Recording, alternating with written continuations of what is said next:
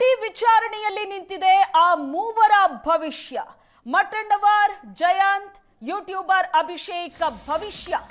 ಚಿನ್ನಯ್ಯನ ಹೇಳಿಕೆ ಆಧಾರದಲ್ಲಿ ಮೂವರ ವಿಚಾರಣೆ ನಡೀತಾ ಇದೆ.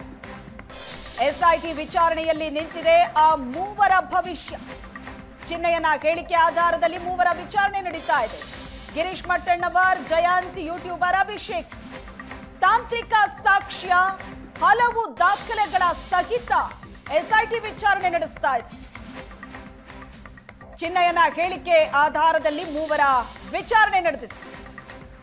ವಿಚಾರಣೆ ಹೇಳಿಕೆ ಜೊತೆ ತಾಳೆ ಹಾಕಲಿರುವ ಎಸ್ಐಟಿ. ಆರೋಪಿ ಆಗುವಷ್ಟು ಸಾಕ್ಷ್ಯ ಇದ್ರೆ ಮುಂದಿನ ಕ್ರಮ ತೆಗೆದುಕೊಳ್ಳಲಾಗುತ್ತೆ. ಷಡ್ಯಂತ್ರ ಅಥವಾ ಸುಳ್ಳು ಸಾಕ್ಷ್ಯ ಸೃಷ್ಟಿ ಕಂಡು ಬಂದ್ರೆ ಕ್ರಮ ಆಗುತ್ತೆ. ದೃಢ ಸಾಕ್ಷ್ಯ ಇಲ್ಲದಿದ್ರೆ ಬಂಧಿಸುವ ಸಾಧ್ಯತೆ ಕಡಿಮೆ ಇದೆ. ಸುದೀರ್ಘ ವಿಚಾರಣೆ ನಡೆಸಿ ಹೇಳಿಕೆ ದಾಖಲಿಸುವ ಸಾಧ್ಯತೆ ಇದೆ. ಎಸ್ಐಟಿ ವಿಚಾರಣೆಯಲ್ಲೇ ನಿಂತಿದೆ ಈ ಮೂವರ ಭವಿಷ್ಯ. ಗಿರೀಶ್ ಮಠಣ್ಣವರ್, ಜಯಂತ್, ಯೂಟ್ಯೂಬರ್ ಅಭಿಷೇಕ್ ಭವಿಷ್ಯ ಏನಾಗುತ್ತೆ? ಚಿನ್ನಯ್ಯನ ಹೇಳಿಕೆ ಆಧಾರದಲ್ಲಿ ಮೂವರ ವಿಚಾರಣೆ ನಡೀತಾ ಇದೆ. ಷಡ್ಯಂತ್ರ ಗ್ಯಾಂಗಿನ ಬಗ್ಗೆ ಸುದೀರ್ಘ ವಿಚಾರಣೆಯಲ್ಲಿ ಚಿನ್ನಯ್ಯ ಅನೇಕ ಸ್ಫೋಟಕ ಸತ್ಯಗಳನ್ನ ಬಾಯ್ಬಿಟ್ಟಿದ್ದಾನೆ. ಅನೇಕ ತಾಂತ್ರಿಕ ಸಾಕ್ಷ್ಯಗಳು ಎಸ್ಐಟಿ ಕೈಯಲ್ಲಿದೆ. ಹಲವು ದಾಖಲೆ ಸಹಿತ ಮಾಹಿತಿಗಳನ್ನ ಇಟ್ಕೊಂಡಿದ್ದಾರೆ. ಅದರ ಮೇಲೆ ವಿಚಾರಣೆ ನಡೀತಾ ಇದೆ. ಹೇಳಿಕೆಯ ಜೊತೆ ಎಸ್ಐಟಿ ತಾಳೆ ಹಾಕಲಿದೆ. ಷಡ್ಯಂತ್ರ ಅಥವಾ ಸುಳ್ಳು ಸಾಕ್ಷ್ಯ ಸೃಷ್ಟಿ ಕಂಡು ಬಂದ್ರೆ ಕ್ರಮ ಆಗುತ್ತೆ. ಒಂದ್ ವೇಳೆ ದೃಢವಾದ ಸಾಕ್ಷ್ಯ ಇಲ್ಲದಿದ್ರೆ ಪ್ರಕರಣದಲ್ಲಿ ಇವರನ್ನ ಬಂಧಿಸೋ ಸಾಧ್ಯತೆ ಕಡಿಮೆ ಇರುತ್ತೆ. ದೃಢವಾದ ಸಾಕ್ಷ್ಯ ಸಿಕ್ಕಿದ್ರೆ ಇವರು ಕೊಡುವಂತ ಹೇಳಿಕೆ ಆಧಾರದ ಮೇಲೆ ಎಸ್ಐಟಿ ಮುಂದಿನ ನಿರ್ಧಾರವನ್ನ ತೆಗೆದುಕೊಳ್ಳಲಿದೆ. ಸುದೀರ್ಘ ವಿಚಾರಣೆಯನ್ನ ನಡೆಸಿ ಹೇಳಿಕೆಯನ್ನ ದಾಖಲಿಸುತ್ತೆ ಎಸ್ಐಟಿ.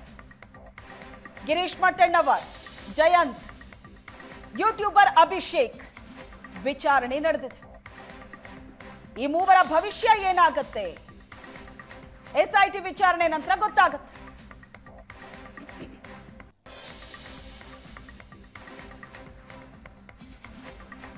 ಈ ಬಗ್ಗೆ ಹೆಚ್ಚಿನ ಡೀಟೇಲ್ಸ್ ಅನ್ನ ಕೊಡ್ತಾರೆ ನಮ್ಮ ಪ್ರತಿನಿಧಿ ಭರತ್ ರಾಜ್ ಸಂಪರ್ಕದಲ್ಲಿದ್ದಾರೆ. ಭರತ್ ರಾಜ್, ಈ ಮೂವರ ವಿಚಾರಣೆ ಈಗ ಎಸ್ಐಟಿ ಏನ್ ನಡೆಸ್ತಾ ಇದೆ, ಏನಾಗಬಹುದು ಇವರ ಭವಿಷ್ಯ ಅಂತ? ಯಾಕಂದ್ರೆ ಎಸ್ಐಟಿ ಕೈಯಲ್ಲಿ ಅನೇಕ ಸಾಕ್ಷ್ಯಗಳಿದೆ, ಟೆಕ್ನಿಕಲ್ ಎವಿಡೆನ್ಸ್ ಗಳನ್ನ ಇಟ್ಕೊಂಡು ಪ್ರಶ್ನೆಗಳನ್ನ ಕೇಳ್ತಾ ಇದೆ.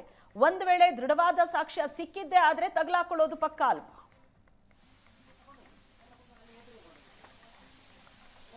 ಶ್ವೇತಾ, ಹೌದು. ಈಗಾಗಲೇ ಎಸ್ಐಟಿ 3 ಜನರನ್ನ ನಿರಂತರವಾಗಿ ವಿಚಾರಣೆ ನಡೆಸ್ತಾ ಇದೆ. ಅದರಲ್ಲಿ ಅಭಿಷೇಕ್ ಅನ್ನ ಕಳೆದ 3 ದಿನಗಳಿಂದ ವಿಚಾರಣೆ ನಡೆಸ್ತಾ ಇದ್ರೆ, ಜಯಂತ್ ಈಗ 2ನೇ ದಿನದ ವಿಚಾರಣೆ, ಗಿರೀಶ್ ಮಠಣ್ಣವರ್ ಇವತ್ತು ಆರಂಭದ ದಿನದ ವಿಚಾರಣೆ. ಈಗಾಗಲೇ ಸಂಜೆ ಆಗ್ತಾ ಬಂತು. ಒಟ್ಟು 3 ಜನರ ಭವಿಷ್ಯ ಕೂಡ ಇವತ್ತಿನ ವಿಚಾರಣೆಯ ಮೇಲೆ ನಿಂತಿರುವಂತದ್ದು. ಯಾಕಂದ್ರೆ ಇಲ್ಲಿ ಡಿಜಿಪಿ ಮೊಹಂತಿ ಕೂಡ ಇದ್ದಾರೆ, ದಯಾಮ ಕೂಡ ಇದ್ದಾರೆ. ಎಲ್ಲರೂ ಕೂಡ ಸೇರ್ಕೊಂಡು ವಿಚಾರಣೆಯನ್ನು ನಡೆಸ್ತಾ ಇದ್ದಾರೆ. ಯಾಕೆ ವಿಚಾರಣೆಯ ಮೇಲೆ ಅವರ ಭವಿಷ್ಯ ನಿಂತಿದೆ ಅನ್ನುವಂಥದ್ದನ್ನ ಎಕ್ಸ್ಪ್ಲೇನ್ ಮಾಡ್ತಾ ಹೋದ್ರೆ, ಪ್ರಮುಖವಾಗಿ ಈಗ ಅವರನ್ನ ಸಾಕ್ಷ್ಯ ಇನ್ಕ್ವೈರಿಗಾಗಿ, ಅಂದ್ರೆ ಸಾಕ್ಷ್ಯ ತನಿಖೆಗಾಗಿ, ವಿಚಾರಣೆಗಾಗಿ ಅವರನ್ನ ಕರೆದಿರುವಂತದ್ದು. ಯಾಕಂದ್ರೆ ಚಿನ್ನಯ್ಯ ತನ್ನ ವಿಚಾರಣೆಯ ಸಂದರ್ಭದಲ್ಲಿ 3 ಜನರ ಹೆಸರುಗಳನ್ನ ಬಾಯ್ಬಿಟ್ಟಿದ್ದಾನೆ. 3 ಜನರಿಗೆ ಈ ಪ್ರಕರಣಕ್ಕೆ ಸಂಬಂಧಪಟ್ಟಂತೆ ಯಾವ ರೀತಿಯ ಸಂಬಂಧಗಳಿದೆ ಮತ್ತು ಈ ಪ್ರಕರಣದಲ್ಲಿ ಅವರು ಯಾವ ರೀತಿಯ ಭಾಗಿದಾರರು ಅನ್ನುವಂಥದ್ರ ಬಗ್ಗೆ ಚಿನ್ನಯ್ಯ ಹೇಳಿಕೆಗಳನ್ನ ಕೊಟ್ಟಿರುವಂತದ್ದು. ಹಾಗಾಗಿ ಅವರಿಗೆ ಸಿಆರ್ಪಿಸಿ ಸೆಕ್ಷನ್ಗಳ ಅಡಿಯಲ್ಲಿ ಅವರಿಗೆ ನೋಟಿಸ್ ಅನ್ನ ಕೊಟ್ಟು ವಿಚಾರಣೆಗೆ ಹಾಜರಾಗಲಿಕ್ಕೆ ಹೇಳಿದ್ದಾರೆ. ಅದರ ಜೊತೆಗೆ ಅನೇಕ ಪ್ರಶ್ನೆಗಳನ್ನ, ಅಂದ್ರೆ ಆತ ಕೊಟ್ಟಿರುವ ಹೇಳಿಕೆಗಳ ಆಧಾರದ ಮೇಲೆ ಮತ್ತು ಇವತ್ತು ಗಿರೀಶ್ ಮಠಣ್ಣವರಿಗೆ ಕೇಳುವಂತ ಪ್ರಶ್ನೆಗಳೇನಿದೆ ಅದು ಜಯಂತ್ ಮತ್ತು ಚಿನ್ನಯ್ಯ ಕೊಟ್ಟಿರುವಂತಹ ಹೇಳಿಕೆ ಮತ್ತು ಅಭಿಷೇಕ್ ಕೊಟ್ಟಿರುವಂತಹ ಹೇಳಿಕೆಗಳು, 3 ಜನರ ಹೇಳಿಕೆಗಳ ಆಧಾರಗಳಲ್ಲಿ ತಯಾರು ಮಾಡಿರುವಂತಹ ಪ್ರಶ್ನೆಗಳನ್ನ ಗಿರೀಶ್ ಮಠಣ್ಣವರ್ ಮುಂದಿಡ್ತಾರೆ. ಅದರ ಜೊತೆಗೆ ಅಭಿಷೇಕ್ ಮತ್ತು ಚಿನ್ನಯ್ಯ ಕೊಟ್ಟಿರುವಂತಹ ಹೇಳಿಕೆಗಳ ಆಧಾರದಲ್ಲಿ ಜಯಂತ್ಗೆ ಪ್ರಶ್ನೆಗಳನ್ನ ಕೇಳಿದ್ದಾರೆ. ಚಿನ್ನಯ್ಯ ಕೊಟ್ಟಿರುವ ಹೇಳಿಕೆಗಳ ಆಧಾರದಲ್ಲಿ ಅಭಿಷೇಕ್ಗೆ ಪ್ರಶ್ನೆಗಳನ್ನ ಕೇಳಿದ್ದಾರೆ ಮತ್ತು ಸುಜಾತ ಭಟ್ ಉತ್ತರಗಳು ಕೂಡ ಆ ಪ್ರಶ್ನೆಗಳಲ್ಲಿ ಸೇರ್ಕೊಂಡಿರುವಂತದ್ದು. ಹಾಗಾಗಿ ಈ ಎಲ್ಲಾ ಪ್ರಶ್ನೆಗಳನ್ನ ಅವರು ತಾಳೆ ಮಾಡ್ತಾರೆ. ಅವರಿಂದ ಬರುವಂತಹ ಉತ್ತರಗಳನ್ನ ತಾಳೆ ಮಾಡ್ತಾರೆ. ಅವುಗಳಲ್ಲಿ ವೈರುಧ್ಯತೆಗಳು ಕಂಡು ಬಂದಾಗ ಸಹಜವಾಗಿ ಇವತ್ತವರನ್ನ ಸಾಕ್ಷಿಗಳನ್ನ ಬಿಟ್ಟು ಕಳಿಸಿದ್ರು ಕೂಡ ಮುಂದಿನ ದಿನಗಳಲ್ಲಿ ಅದಕ್ಕೆ ಪೂರಕವಾದಂತಹ ಒಂದಷ್ಟು ಎವಿಡೆನ್ಸ್ ಗಳನ್ನ ಕಲೆಕ್ಟ್ ಮಾಡುವಂತ ಪ್ರಕ್ರಿಯೆಗಳಿಗೆ SIT ಮುಂದಾಗಬಹುದು. ಹಾಗಾಗಿ ಈ ಒಂದು ಪ್ರಕ್ರಿಯೆ ಈಗ ಯಾರೋ ಒಬ್ಬ ಹೇಳಿಕೆ ಕೊಟ್ಟ ತಕ್ಷಣಕ್ಕೆ ಅವರನ್ನ ಬಂಧನ ಮಾಡುವುದಕ್ಕಿಂತ ಹೆಚ್ಚಾಗಿ ಅಲ್ಲಿ ವಿಚಾರಣೆಗಳನ್ನು ನಡೆಸಲಾಗುತ್ತೆ. ವಿಚಾರಣೆಯ ಸಂದರ್ಭದಲ್ಲಿ ತಾಂತ್ರಿಕ ಸಾಕ್ಷ್ಯಗಳನ್ನ ಅವರ CCTV ಫುಟೇಜ್ ಗಳಿರಬಹುದು ಅಥವಾ ಅವರು ದೆಹಲಿಗೆ ಹೋಗಿದ್ದಂತಹ ಏರ್ ಟಿಕೆಟ್ ಗಳಿರಬಹುದು, ಉಳ್ಕೊಂಡಿದ್ದಂತಹ ಹೋಟೆಲ್ ರೂಮ್ ಗಳಲ್ಲಿರುವಂತಹ CC ಕ್ಯಾಮೆರಾಗಳಿರಬಹುದು, CCTV ಫುಟೇಜ್ ಗಳಿರಬಹುದು, ಬಿಲ್ ಗಳಿರಬಹುದು ಅಥವಾ ಬೇರೆ ಯಾವುದೇ ಟಿಕೆಟ್ ದಾಖಲೆಗಳಿರಬಹುದು. ಹೀಗೆ ಅನೇಕ ಟೆಕ್ನಿಕಲಿ ದಾಖಲೆಗಳನ್ನ ಅದ್ರ ಜೊತೆಗೆ ಟೆಕ್ನಿಕಲ್ ಎವಿಡೆನ್ಸ್ ಗಳು ಅವರ ಮೊಬೈಲ್ ಟವರ್ ಲೊಕೇಶನ್ ಗಳನ್ನ 4 ಜನ ಒಂದೇ ಕಡೆ ಇದ್ರು ಅನ್ನುವಂಥದ್ದನ್ನು ಪ್ರೂವ್ ಮಾಡ್ಲಿಕ್ಕೆ ಮೊಬೈಲ್ ಟವರ್ ಲೊಕೇಶನ್ ಗಳ ತೆಗೆದಂತಾರೆ. ಆ ಮೊಬೈಲ್ ಟವರ್ ಲೊಕೇಶನ್ ಗಳ ಆಧಾರದಲ್ಲಿ ಅವ್ರು ಎಲ್ಲಿಗೆ ಹೋಗಿದ್ರು ಅನ್ನುವಂಥದ್ರ ಬಗ್ಗೆ, ಎಲ್ಲರೂ ಕೂಡ ಒಟ್ಟಾಗಿ ಎಲ್ಲಿದ್ರು ಅನ್ನುವಂಥದ್ರ ಬಗ್ಗೆ ಕೂಡ ಮಾಹಿತಿಗಳನ್ನು ಕಲೆ ಹಾಕ್ತಾರೆ. ಅದಕ್ಕೆ ಪೂರಕವಾಗಿ ಕೇಳುವಂತ ಪ್ರಶ್ನೆಗಳಿಗೆ ಅವರಿಂದ ಬರುವ ಉತ್ತರಗಳಲ್ಲಿ ಸಾಮ್ಯತೆಗಳು ಕಂಡು ಬಂದ್ರೆ, ವೈರುಧ್ಯತೆಗಳು ಕಂಡು ಬಂದ್ರೆ ಅದಕ್ಕೆ ಬೇಕಾದ ಸಾಕ್ಷ್ಯಗಳನ್ನು ಹುಡುಕಿ ಅವರ ಮೇಲೆ ಮುಂದಿನ ಕ್ರಮಗಳನ್ನು ತೆಗೆದುಕೊಳ್ಳುವಂತಹ ಎಲ್ಲ ಅಧಿಕಾರ ವ್ಯಾಪ್ತಿಯನ್ನ SIT ಹೊಂದಿರುವಂತದ್ದು. ಹಾಗಾಗಿ ಈಗ ಆರಂಭಿಕ ವಿಚಾರಣೆ ಅಷ್ಟೇ ಆರಂಭ ಆಗ್ತಾ ಇದೆ.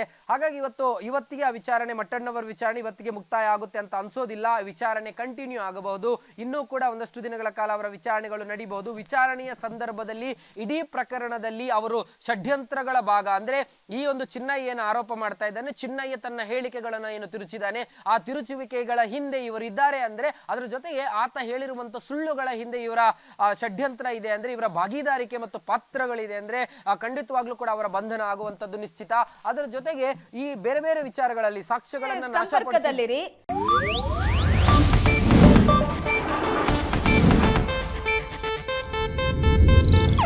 ಇದು ಏಷ್ಯಾನೆಟ್ ನ್ಯೂಸ್ ನೆಟ್ವರ್ಕ್ ಪ್ರಸ್ತುತಿ.